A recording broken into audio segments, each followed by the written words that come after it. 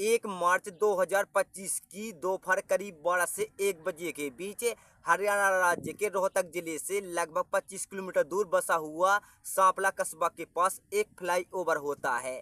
उस फ्लाईओवर के नीचे से कुछ लोग गुजर रहे होते हैं। वो स्थानीय लोग देखते हैं कि फ्लाईओवर के नीचे झाड़ियों में एक लावारिस सूटकेस पड़ा हुआ है।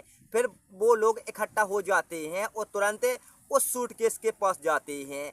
तो उन लोगों को वो सूटकेस अजीब लगता है, क्योंकि उस सूटकेस के अंदर कोई भारी चीज पैक होती है।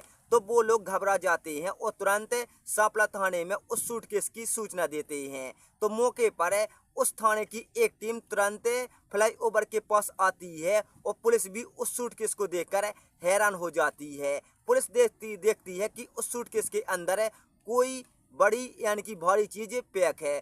पुलिस को भी अजीब लगता है, तो पुलिस तुरंत उस सूटकेस को झाड़ियों से बाहर निकालती है और उसे खोलकर देखती है। तो पुलिस को उस सूटकेस के अंदर जो कुछ भी दिखता है, पुलिस वो देखकर हैरान हो जाती है। पुलिस के पसीने छूट जाते हैं।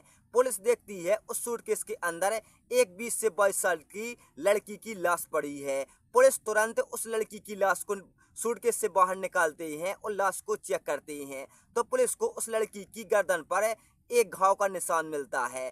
पुलिस को शक होता है कि कहीं इस लड़की की गला घोंटकर हत्या की गई है। फिर पुलिस सारे सबूत उस जगह से उठाती है, लेकिन पुलिस को वहां पर कोई भी हथियार ना ही कोई सबूत मिलता है। फिर पुलिस उन गांव वालों से पूछती है जिन गांव वालों ने पुलिस को उस सूटकेस की सूचना दी थी। तो वो लोग कहते हैं कि हम यहाँ से गुजर रहे थे तो हमें एक सूटकेस दिखाई दिया, हमें अजीब लगा तो हमने आपको कॉल किया। फिर पुलिस उन गांव वालों से पूछती है कि तुमने यहाँ पर किसी भी अनजान व्यक्ति को देखा था? तो गांव वाले कहते हैं कि हमने यहाँ पर किसी भी अनजान व्यक्ति को सूटकेस के पास नहीं देखा है। फिर पुलिस के सामने कई सवाल आते हैं कि लड़की कौन है, इसका नाम क्या है और इसकी बेरहमी से हत्या किसने की। फिर वो पुलिस गांव वाले से पूछते हैं कि तुम इस लड़की को पहचानते हो? तो वो गांव वाले कहते हैं कि हम इस लड़की को नहीं पहचानते हैं। फिर पुलिस तुरंत उस लड़की कुछ तस्वीर निकालती है और आसपास के थानों में भेज देती हैं,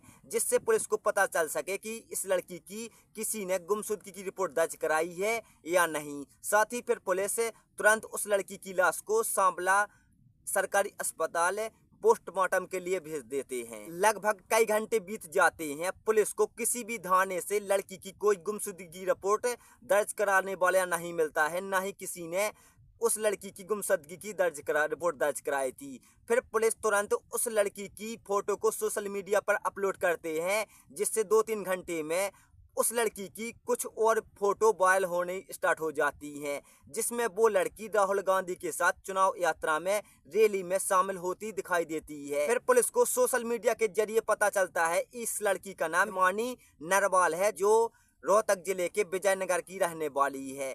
फिर पुलिस लड़की के फैमिली से मिलती है और उनको कांटेक्ट करती है।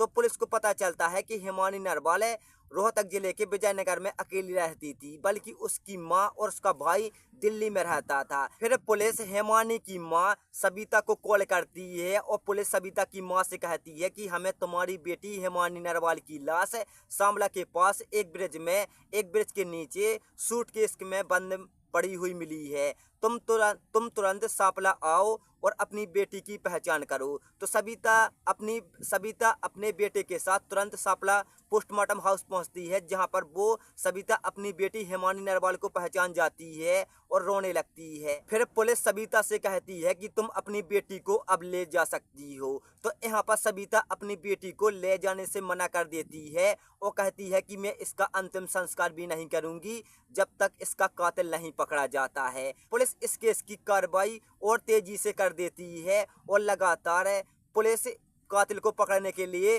कई प्रयास करती है। पुलिस हिमानी नरवाल के मोबाइल के सारे कॉन्टैक्ट नंबर निकलवाती है, जिसमें पुलिस को पता चलता है कि हिमानी नरवाल ने एक नंबर पर लगातार बात की थी। फिर पुलिस उस नंबर की जांच करती है, तो वो मोबाइल नंबर सचिन नाम के व्यक्ति पर रजिस्टर होता है। पुलिस को पता चलता है कि सचिन झज्जर जिले के खेर गांव का रहने वाला है, जिसकी एक शॉप है और वो शॉप चलाता है। फिर पुलिस तुरंत सचिन के घर जाती है, जहां पर सचिन फरार मिलता है। साथ में ही सचिन के घर पर उसकी बीवी और 2 बच्चे मिलते हैं, लेकिन सचिन फरार होता है। फिर पुलिस लगातार सचिन को पकड़ने का प्रयास करती है और पुलिस को शक हो जाता है कहीं न कहीं हेमानी नरवाल के कत्ल में सचिन का पूरा हाथ है। तभी तो सचिन फरार चल रहा है, लेकिन 2 मार्च को सचिन को दिल्ली पुलिस दिल्ली से ही गिरफ्तार कर लेती है। तो हरियाणा पुलिस उसको तुरंत सांपला थाने लाती है और उससे पूछताछ करती है। तो यहाँ पर सचिन लगातार झूठ बोलता है, तो पुलिस अपनी शक्ति दिखाती है। तो यहाँ पर सचिन अपना जुर्म कबूल कर लेता है और पुलिस को इस केस की गुत्थी के बारे में सारी सच्चाई से कई ऐसे अहम बातें बताता है, जिससे पुलिस को इस केस में कई हेल्प मिलती है और पुलिस ये केस धीरे धीरे सॉल्व कर लेती है।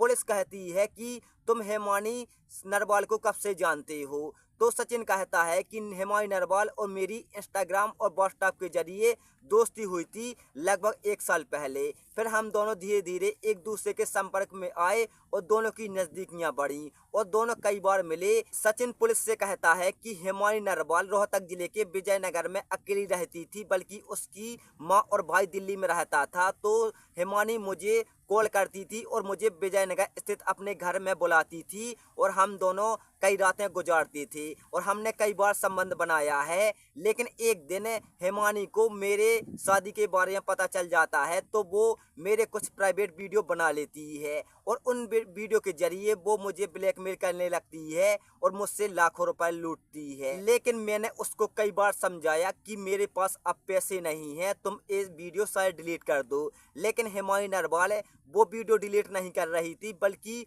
मुझे लगातार धमकी दे रही थी और मुझसे लाखों रुपए ऐंठ चुकी थी। फिर पुलिस संजय से पूछती है कि तुम आखिरी बार कब मिले थे? तो संजय कहता है कि हेमानी नरवाल ने मुझे 27 फरवरी को अपने घर पर विजयनगर बुलाया था, जिससे मैं 27 फरवरी की रात उसके साथ उसके ही घर पर था। सुबह 8 बजे मैं घर आने वाला था, लेकिन हमारी छोटी बात पर झगड़ा हो जाता है और लगभग 2-3 घंटे हम दोनों झगड़ते हैं। लेकिन गुस्से में आकर 28 फरवरी की दोपहर करीब 12 से 1 बजे मैं उसकी चार्जर की केबल से गला घोंटकर हत्या कर देता हूं और उसके बाद उसके अंगूठी, सोने की चेन, मोबाइल और पर्स, कई ऐसे कीमती सामान मैं अपनी घर ले आता हूं और उनको अपनी शॉप में यानी कि दुकान में छुपा देता हूं। और उसके बाद उसी दिन यानी कि 28 फरवरी को रात 10 बजे विजयनगर में वापस हेमानी के घर पहुंचता हूं और उसकी लाश को सूटकेस में बंद कर देता हूं।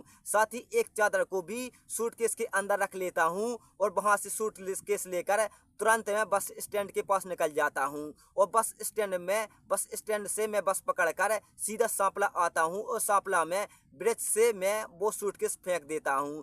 पुलिस को सचिन से कई सबूत मिल जाते हैं और सचिन के पुलिस सारे बयान ले लेती है। सारे बयान पुलिस के हाथे लग जाते हैं, जिससे पुलिस सचिन को गिरफ्तार कर लेती है और सारे सबूतों के आधार पर सचिन को दोषी ठहराते हुए पुलिस उसको गिरफ्तार कर लेती है और उसे जेल भेज दिया जाता है।